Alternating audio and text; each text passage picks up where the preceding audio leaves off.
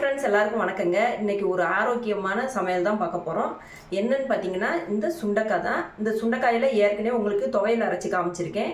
இன்னைக்கு வந்து இந்த சுண்டைக்காயை வச்சு ஒரு காரக்குழம்பு ரெசிபி எப்படி பண்ணுறதுன்னு பார்ப்போம். வாங்க பார்க்கலாம். ரொம்ப ரொம்ப உடம்புக்கு நல்லதுங்க. வாங்க.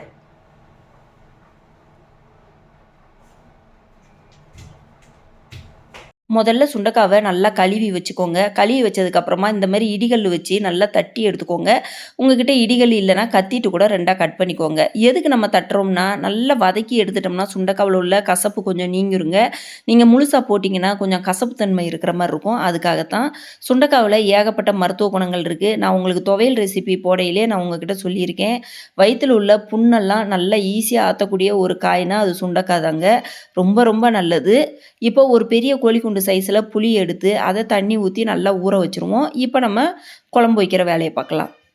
இப்போ ஒரு பாத்திரத்தில் எண்ணெய் ஊற்றிக்கோங்க. எண்ணெய் ஊற்றி நம்ம சுண்டைக்காவை வந்து வதக்க போகிறோங்க. ஃபஸ்ட்டு எப்படி வதக்கணும்னா நல்லா வதக்கிடணும். அப்போ தான் அந்த கசப்பு தன்மை இருக்காதுங்க. இல்லைன்னா கசப்பு தன்மை லைட்டாக இருந்த மாதிரி இருக்கும்.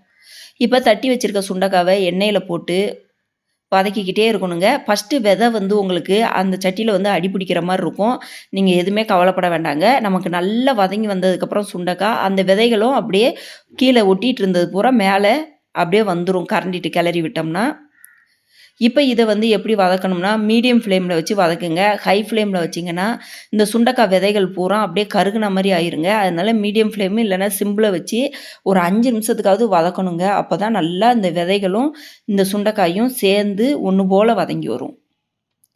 இப்போ நம்ம கிளறி விட கொஞ்சம் நேரத்திலே என்ன ஆகும்னா கலர் வந்து சுண்டைக்காவுக்கு நல்லா மாறி வந்துருங்க. அப்படின்னா உங்களுக்கு சுண்டைக்காய் வந்து நல்லா வதங்கிட்டுன்னு அர்த்தம். இப்போ பாருங்கள் விதைகள் பூரா கீழே ஒட்டியிருக்கும். நம்ம உப்பு போட்டு மறுபடியும் கிளறி விடையில் அந்த விதைகள் வந்து அந்த கரண்டியோடையே நமக்கு வந்துருங்க. இப்படியே நான் வந்து என்ன செய்வேன்னா என் குழந்தைக்கு உப்பு போட்டு இந்த சுண்டைக்காயை வந்து இப்படியே வதக்கி ஒரு தட்டில் வச்சு கொடுத்தோம்னா அது நல்லா சாப்பிட்ருங்க. நம்ம பழக்கிறதுல தாங்க இருக்குது எல்லாமே. நம்ம வந்து அதை கொடுக்கறதுக்கு முன்னாடியே இது கசக்கும் வைக்கும் அப்படின்னு சொல்லிட்டோம்னா குழந்தைங்க வந்து சாப்பிட மாட்டாங்க. அவங்களுக்கு டேஸ்ட்டு பிடிச்சிருக்கா அப்படின்னு சொல்லி பார்க்குறதுக்கு ஒருக்கா நீங்கள் இந்த மாதிரி உப்பு போட்டு வதக்கி கூட ட்ரை பண்ணி கொடுக்கலாம். இப்போ இதுக்கு ஒரு மசால் ரெடி பண்ணிக்குவோங்க. ஒரு 4 ஸ்பூனு வரமல்லிங்க, முழு மல்லி தனியான்னு சொல்லுவாங்கள்ல அது வந்து ஒரு 4 ஸ்பூன் போட்டிருக்கேன். இப்போ 1 ஸ்பூன் வந்து உளுந்தம்பருப்புங்க, 1 ஸ்பூன் வந்து கடலைப்பருப்பு, 1/2 ஸ்பூன் ஜீரகம், 1/2 ஸ்பூன் மிளகு போட்டுக்கிட்டு ஒரு 6 காஞ்ச மிளகா போட்டுக்கணுங்க. இதுதான் அளவு. இப்போ இதை வந்து எப்படி வதக்கணும்னா மீடியம் ஃப்ளேமில் வச்சு தாங்க வதக்கணும். இது கொஞ்சம் கடலைப்பருப்பு உளுந்தம்பருப்பு எல்லாமே வதங்கிறதுக்கு கொஞ்சம் லேட் ஆகுங்க. அதுக்கு கொஞ்சம் வதங்கினதுக்கப்புறமா கொஞ்சம் கலர் ப்ரௌனாக மாறினதுக்கப்புறமா நீங்கள் ஜீரகமும் மிளகையும் போட்டுக்கணும். அரை ஸ்பூன் போட்டிருக்கேன். ஜீரகம் 1/2 ஸ்பூன், மிளகு 1/2 ஸ்பூன். மிளகும் ஜீரகமும் ரொம்ப வதங்கக்கூடாதுங்க, கருகிரும். அதனால் லேசாக அந்த ஹீட்லேயே நல்லா வதக்கி விட்டுட்டு நம்ம கருவேப்பிலையவும் அந்த ஹீட்லேயே அப்படியே நான் இப்போ சிம்மில் வச்சுருக்கேங்க அடுப்பை. சிம்மில் வச்சுட்டு தான் இதெல்லாம் செய்யுது. இந்த கடலைப்பருப்பு உளுந்தம்பருப்பு வரமல்லி மிளகாய் இதெல்லாம் வதங்கினதுக்கப்புறமா அடுப்பு வந்து நல்லா சிம்மில் வச்சுருங்க. சிம்மில் வச்சு இதை நல்லா வறுத்து எடுத்துட்டு கொஞ்சம் நேரம் ஆற வச்சுட்டு அதுக்கப்புறம் இப்போ நம்ம வந்து மிக்ஸி ஜாரில் போட்டுக்குவோம். ஆறுனதுக்கப்புறமா இதை மிக்ஸி ஜாரில் போட்டுட்டு இதில் இன்னும் பெருங்காயத்தூள் சேர்க்க வேண்டியது இருக்குங்க. பெருங்காயத்தூள் சேர்த்துருவோம். பெருங்காயத்தூள் சேர்க்கறதுக்கு முன்னாடி ஒருக்கா நல்லா கொரகொரப்பாக அரைச்சிருங்க. அரைச்சதுக்கப்புறமா நமக்கு வந்து பெருங்காயத்தூள் சேர்த்துக்கலாம். இப்போ பாருங்கள் பெருங்காயத்தூள் போட்டுட்டு மறுபடியும் நம்ம மூடியை வச்சு நம்ம நல்லா மையாக அரைச்சிக்குவோம் அந்த மசாலா. இந்த மசால் வந்து இருந்துச்சுன்னா வச்சுக்கோங்க, நீங்கள் உருளைக்கிழங்கு பொரியலுக்கு போட்டுக்கலாம், சாம்பாருக்கு போட்டுக்கலாம், இந்தமாரி காரக்குழம்பு செய்யல போட்டுக்கலாங்க. ரொம்ப ரொம்ப ஈஸி, டேஸ்ட்டாக இருக்குங்க. ரொம்ப ரொம்ப டேஸ்ட்டாக இருக்கும் குழம்புகள்லாம். இந்த ஒரு மசால் நீங்கள் அரைச்சி வச்சிட்டிங்கன்னா போதும். எல்லா பொரியலுக்கும் போட்டுக்கலாம், அதுக்கப்புறமா நம்ம குழம்பு வைக்கிறதுக்கும் போட்டுக்கலாம். இப்போ ஒரு 3 தக்காளியை எடுத்து மிக்ஸி ஜாரில் கொரகொரப்பாக அரைச்சி வச்சுருக்கேன். மையெல்லாம் அரைக்கல, கொரகொரப்பாக அரைச்சி வச்சுருக்கேன். இப்போ ஒரு மண் பாத்திரத்தில் இந்த குழம்பு வைப்போம். மண் பாத்திரத்தில் வச்சோம்னா செம்ம டேஸ்ட்டாக இருக்குங்க. மண் பாத்திரத்தில் வைக்கலாம். இப்போ எண்ணெய் ஊற்றிட்டு எண்ணெய் சூடானதும் கடுகு உளுந்தம் பருப்பு போட்டுக்குவோம், சீரகம் கொஞ்சம் போட்டுக்குவோம், அதுக்கப்புறமா வெந்தயம் கொஞ்சம் போட்டுக்கலாம். இதெல்லாம் போட்டதுக்கப்புறமா மிளகாய் வத்தல் இருக்குல்ல, அது ஒரு வத்தல் வந்து நல்லா கிள்ளி போட்டிருக்கேங்க. அதுக்கப்புறமா இது வந்து நல்லா பொரிஞ்சு வந்ததுக்கப்புறம் ஒரு 8 பல்லு பூண்டை உரித்து போட்டிருக்கேன். தோலை எடுத்துட்டு அதை போட்டுறணும். அதுக்கப்புறம் கருவேப்பிலை போட்டுறணும். இப்போ நமக்கு தாளிப்பு வந்து ரெடி ஆகிட்டுங்க. இதை நல்லா கிளறி விட்டுட்டு இந்த பூண்டு வந்து லைட்டாக கலர் மாதிரி வரணும். பூண்டு நல்லா கலர் மாறுங்க. வதக்கிட்டே இருந்தோம்னா பூண்டு வந்து நல்லா கலர் மாறிரும். இதுக்கப்புறமா இதில் சின்ன வெங்காயம் கட் பண்ணி போட்டிருக்கேன். ஒரு 100 கிராம் சின்ன வெங்காயம் போட்டால் கரெக்டாக இருக்குங்க. 100 கிராம் சின்ன வெங்காயத்தை நல்லா கட் பண்ணி போட்டிருக்கேன். இந்த வெங்காயம் நல்லா வதங்கி வரட்டும். இந்த மாதிரி மூலிகைகள் வந்து அதிகமாக நிறைஞ்ச இந்த மாதிரி சுண்டைக்காய்லாம் நம்ம சாப்பிடையில ரொம்ப ரொம்ப உடம்புக்கு நல்லதுங்க.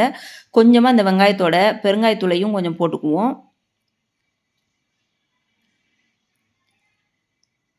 இந்த மாதிரி சுண்டைக்காய்லாம் நமக்கு சேர்க்கையில் உடம்புல உள்ள பல பிரச்சனைகள் தீருங்க. நீங்கள் கண்டிப்பாக சுண்டைக்காய் கிடச்சிச்சின்னா விடவே செய்யாதீங்க. நாங்கள் வந்து கிராமத்தில் இருக்கிறதுனால எங்களுக்கு வந்து காடுகள்லையும் ரோட்டு சைடும் நல்லா கிடைக்குங்க. நாங்கள் பிடுங்கி எப்பயுமே துவையிலேருந்து குழம்புலேருந்து இதிலே ஒரு மசாலா மாதிரியும் வைக்கலாம். சூப்பராக இருக்குங்க. அது அடுத்ததாக நான் போடுறேன்.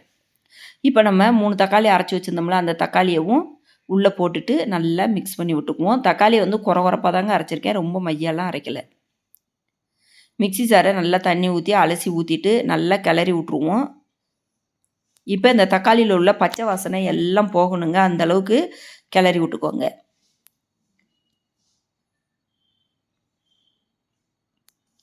இப்போ இந்த தக்காளி எல்லாம் நல்லா கிளறி நல்லா கொதித்து அந்த பச்சை வாசனை போகிற அளவுக்கு நம்ம ரெடி பண்ணிட்டோங்க.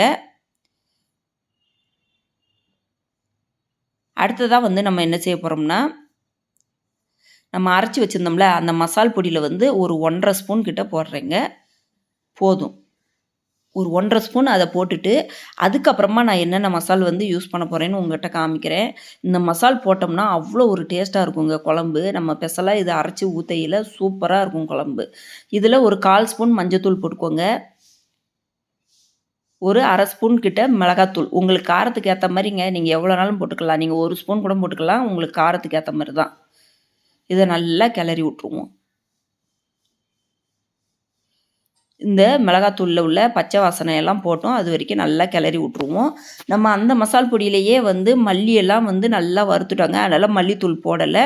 உங்களுக்கு மல்லித்தூள் இன்னும் கொஞ்சம் சேர்க்கணும்னு தோணுச்சுன்னா ஒரு 1/2 ஸ்பூன் மல்லித்தூள் கூட நீங்கள் போட்டுக்கலாம். இப்போ பார்த்தீங்கன்னா நல்லா மசாலா எல்லாத்தையும் நல்லா வதக்கிட்டோம். மசாலில் உள்ள பச்சை வாசனையெல்லாம் போய் நல்லா கட்டியாக வர ஆரம்பிச்சிட்டுங்க. இந்த மசாலா வந்து நம்ம எந்த அளவுக்கு வதக்குதோமோ அந்த அளவுக்கு வந்து குழம்பு வந்து டேஸ்ட்டாக இருக்கும். இப்போ நமக்கு மசால் வந்து நல்லா ரெடி ஆகிட்டுங்க. இப்போ நம்ம கரைச்சி வச்சுருந்தோம்ல அந்த புளியை ஊற்றிடுவோம். கொஞ்சம் புளிப்பாக இருந்தால் தான் அந்த குழம்பு வந்து நல்லா இருக்குங்க. புளிப்பாகவும் இருக்கணும், காரமாகவும் இருக்கணும், நல்லா தூக்கலாக இருக்குங்க. அப்படி சாப்பிட்டோம்னா தான் உங்களுக்கு காரம் ஒத்துக்கலைன்னா நீங்கள் காரத்தை வந்து கொஞ்சம் கம்மி பண்ணியே போட்டுக்கோங்க. இந்த புளியை ஊற்றுனதுக்கப்புறம் நல்லா கிளறி விட்டு ஒரு கொதிக்க விட்டுறணுங்க.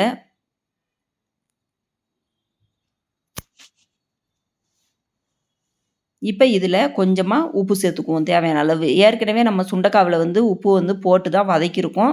அதனால் இதுக்கு எவ்வளோ உப்பு தேவையோ அந்த மசாலுக்கு அதுக்கு ஏற்ற மாதிரி தான் நான் உப்பு போடுறேன். லாஸ்ட்டாக ஒருக்கா நீங்கள் செக் பண்ணி பார்த்துட்டு தேவைப்பட்டால் நீங்கள் உப்பு போட்டுக்கோங்க. ரொம்ப ரொம்ப நல்லது. இப்போ நம்ம ஒரு மிக்ஸி ஜாரை எடுத்து கொஞ்சமாக போட்டாலே போதுங்க. ரொம்ப நிறையா போடக்கூடாது. கொஞ்சமாக தேங்காய் போடுங்க. இல்லை தேங்காய் போடாமல் கூட நீங்கள் சாப்பிட்லாம். நான் வந்து தேங்காய் கொஞ்சம் லைட்டாக சேர்ப்பேன். அந்த தேங்காவை நல்லா அரைச்சி ஊற்றிட்டு அந்த மிக்ஸி ஜாரையும் நல்லா கழுவி ஊற்றிடுவோம். ஊற்றிட்டு இப்போ நீங்கள் தண்ணி எவ்வளோ தேவையோ அந்த தண்ணியை வந்து இதில் மிக்ஸ் பண்ணி விட்றணுங்க. மிக்ஸ் பண்ணி விட்டுட்டு இந்த தண்ணி உங்களுக்கு போதும்னா இதை அப்படியே வச்சுக்கணும். இல்லை எனக்கு இன்னும் எக்ஸ்ட்ரா தண்ணி வேணும்னா இன்னும் கொஞ்சம் ஊற்றிக்கோங்க. ஒவ்வொருத்தங்க கட்டியாக சாப்பிட்றதுக்கு ஆசைப்படுவாங்க. ஒவ்வொருத்தங்க தண்ணியாக இருக்கணும் அப்படிங்கிற மாதிரி ஆசைப்படுவாங்க. உங்களுக்கு ஏற்ற மாதிரி நீங்கள் ஊற்றிக்கோங்க தண்ணி. இப்போ நமக்கு மசாலா எல்லாமே ரெடி ஆகிட்டு பாருங்கள். தேவைப்படையில் கொஞ்சோண்டு தண்ணி ஊற்றிருக்கேன். இப்போ நான் ஊற்றிட்டு இதுக்கப்புறமா என்ன செய்யணும்னா நம்ம வதக்கி வச்ச அந்த சுண்டைக்காவையும் சேர்த்துடணுங்க. இதோடு சேர்த்து வச்சுட்டு அப்படியே நல்லா மிக்ஸ் பண்ணி விட்டுட்டு நம்ம ஒரு தட்டு வச்சு மூடி வச்சுருவோம். ஒரு 5 நிமிஷத்துக்கு நல்லா கொதி விட்டிங்கன்னா உங்களுக்கு வந்து சூப்பரான சுண்டைக்காய் காரக்குழம்பு ரெடி ஆயிருங்க. நீங்கள் வீட்டில் ஒருக்கா செஞ்சு பார்த்தீங்கன்னா உங்களுக்கு தெரியும் இதோட டேஸ்ட்டு. சுத்தமாக கசப்பே இருக்காதுங்க. உடம்புக்கு ரொம்ப ரொம்ப நல்லது. நான் செய்கிற மாதிரி இந்த மாதிரி செஞ்சு கொடுத்து பாருங்கள். வீட்டில் உள்ளவங்க நல்லா சாப்பிடுவாங்க. 1% கூட கசப்பு இருக்காத மாதிரி தாங்க இருக்கும் சுண்டைக்காயில். நம்ம ஏன்னா நல்லா வதக்கிட்டோம்ல, வதக்க நமக்கு வந்து அந்த கசப்பெல்லாம் எடுத்துருங்க. உடம்புக்கு ரொம்ப ரொம்ப நல்லதுங்க அந்த சுண்டைக்காய். நீங்கள் குழம்பு வச்சு சாப்பிட்டு பாருங்கள். பாவக்காய் அளவுக்கு கூட இது வந்து நம்ம நல்லா வதக்குனதுக்கப்புறம் கசக்காதுங்க. பாவக்காவாவது கொஞ்சம் கசப்பு இருக்குது, நிறையா கசப்பு இருக்கிற மாதிரி இருக்கும். சுண்டைக்காயில் நல்லா வதக்கிட்டோம்னா கசப்பு இருக்காது. நீங்கள் வதக்கலைன்னா ஆனால் சுண்டைக்காய் வந்து பாவக்காவோட கசப்பாக இருக்கிற மாதிரி தான் இருக்கும். இப்போ நல்லா கொதிக்க விட்டதுக்கப்புறம் பாருங்கள் குழம்பு வந்து எப்படி சூப்பராக ரெடி ஆகிட்டுன்னு. கட் உங்களுக்கு வந்து இன்னும் கொஞ்சம் நேரம் ஆக ஆக இன்னுமே கட்டி கொடுக்குங்க இந்த குழம்பு. எவ்வளோ அழகாக ரெடி ஆகிட்டு பாருங்கள் காரக்குழம்பு. இதே வந்து நீங்கள் சாப்பாட்டில் ஊற்றி லைட்டாக மேலே நல்லெண்ணெய் ஊற்றி சாப்பிட்டிங்கன்னா அவ்வளோ சூப்பராக இருக்குங்க. அவ்வளோதான், நமக்கு சூப்பரான சுண்டைக்காய் காரக்குழம்பு ரெடி ஆகிட்டு. வீட்டில் இந்த மாதிரி மருத்துவ குணமிக்க ஒரு சுண்டைக்காயை வந்து நம்ம இந்த மாதிரி சாப்பிடையில வாரத்துக்கு ஒரு 2 நாள் நீங்கள் கண்டிப்பாக குழம்பு வச்சு சாப்பிட்லாங்க. ரொம்ப ரொம்ப நல்லது உடம்புக்கு. இந்த மாதிரி சின்ன சின்ன விஷயங்கள்லாம் வந்து நம்ம வீட்டில் கடைப்பிடிச்சிட்டு வரையில் நம்ம உடம்புக்கு வந்து ரொம்ப ரொம்ப ஹெல்த்தியாக இருக்குங்க. நம்ம உடம்பு ரொம்ப ரொம்ப நல்லதும் கூட. நம்ம குழந்தைங்களுக்கும் இதை வந்து பழக்கி விட்ட மாதிரி இருக்குங்க. நல்ல சூடான சாப்பாட்டில் இந்த குழம்ப ஊற்றி மேலே நல்லெண்ணெய் ஊற்றி சாப்பிட்டிங்கன்னா இதை விட சூப்பராக இருக்குங்க. நான் இன்றைக்கி நல்லெண்ணெய் ஊற்றலை, குழம்பு மட்டும்தான் ஊற்றி சாப்பிட போகிறேன். நீங்கள் நல்லெண்ணெய் ஊற்றி சாப்பிட்டு பாருங்கள், அவ்வளோ ஒரு சூப்பராக இருக்கும். இந்த வீடியோ பிடிச்சிருந்துச்சின்னா கமெண்ட் பண்ணுங்கள். நன்றி.